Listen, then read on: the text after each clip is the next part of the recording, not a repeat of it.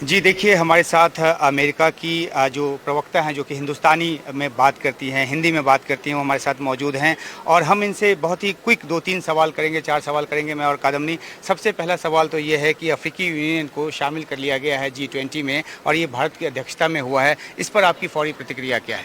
हम समझते हैं कि अफ्रीकन यूनियन का आवाज़ बहुत अहम है और पहले से ही अमेरिका उसका मेंबरशिप सपोर्ट कर रहे थे। जी, एक सवाल। मार्गरेट मैकक्लाउड हमारे साथ लगातार बनी हुई है। मार्गरेट, आपने ओपनिंग स्टेटमेंट पीएम का सुना होगा, पीएम मोदी का सुना होगा। उन्होंने एक ट्रस्ट डेफिसिट की बात की है जो कि शायद आज की दुनिया में बहुत मायने रखता है, इस प्लेटफॉर्म पर भी बहुत मायने रखता है। हम समझते हैं कि वैसे डेफिसिट सुधारने के लिए बातचीत ही उसका हल है और हमारा ख्याल में G20 जो बुनियादी तौर पर एक आर्थिक फोरम है, एक बेहतरीन मंच है जिसमें हम दुनिया के सबसे बड़े मसला के बारे में बात कर सकते हैं। जी, और एक सवाल ये भी निकल कर सामने आता है कि कल ही द्विपक्षीय बातचीत हुई है और उस द्विपक्षीय बातचीत को लेकर क्या आपकी प्रतिक्रिया है और किस तरीके से आप देखती हैं कि संबंध आगे बढ़ेंगे? जी, अगर आप हमारे जॉइंट स्टेटमेंट देखें, ये ज़ाहिर है कि इंडिया के साथ हमारे सहयोग बहुत बड़े पैमाने पर हो रहा है। हम क्रिटिकल इमर्जिंग टेक्नोलॉजीज़ की डिलीवरेबल्स भी है। इंडिया के ई व्हीकल्स का ट्रांजिशन के लिए $8 बिलियन की इन्वेस्टमेंट हमारे डेवलपमेंट फाइनेंस कॉरपोरेशन से आ रहे हैं जो इंडिया के साइड से भी मैचिंग हो रहा है और ऐसी टाइप के साफ ऊर्जा की परिवर्तन के लिए इन्वेस्टमेंट्स जो हो रहा है वो तो बस एक मिसाल है कि हम कितने अच्छे काम कर सकते हैं जब हमारे ताकत इकट्ठे करें।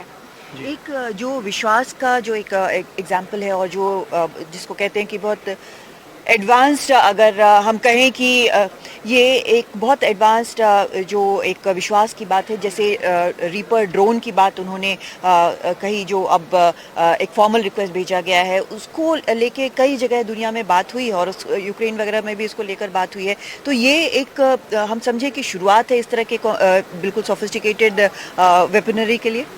हम देख रहे हैं वही स्टेटमेंट में कि अमेरिका इंडिया के साथ कोऑपरेट करना चाहते हैं। डिफेंस क्षेत्र में भी कुछ जेट इंजन्स की बात भी हुई और स्मॉल मॉड्यूलर रिएक्टर्स की बात भी हुई।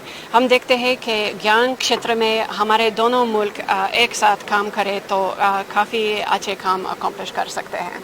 एक वो सवाल भी है कि कल भारत ने जो जॉइंट स्टेटमेंट को लेकर, बिल्कुल जॉइंट स्टेटमेंट बिल्कुल आया है और वो भी काफ़ी लंबा चौड़ा स्टेटमेंट है और हमने ये भी देखा कि बहुत मुबारकबाद वगैरह भी दी गई है जो सॉफ्ट लैंडिंग है मून को लेकर, आदित्य L1 को। तो एक साथ चलने की बात, और ये भी है कि ट्रेनिंग हो रही है, अब हमारे भी एस्ट्रोनॉट्स जाएंगे इंटरनेशनल स्पेस स्टेशन पर। जी, ये भी बड़ी खुश खबर है कि हम एक साथ मैन्ड स्पेस फ्लाइट में कोऑपरेट कर सकेंगे और कमर्शियल स्पेस एक्सप्लोरेशन भी मुमकिन हो गया।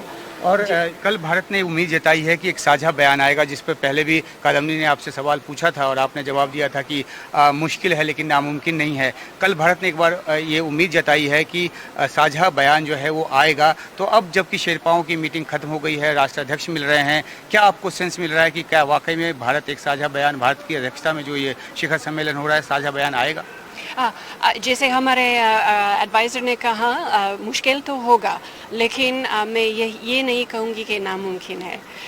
और एक सवाल हमारे स्टूडियो से पूछा जा रहा है कि आपने हिंदी कहाँ से सीखी? इंडिया से और हमारे विदेश सेवा इदारे से काफ़ी अच्छे अध्यापिका से सीख ली। नहीं तो कब से सीखना शुरू किया? इस काम में आने के बाद सीखा और या फिर क्योंकि आपने हिंदी सीखी थी इसलिए काम मिला?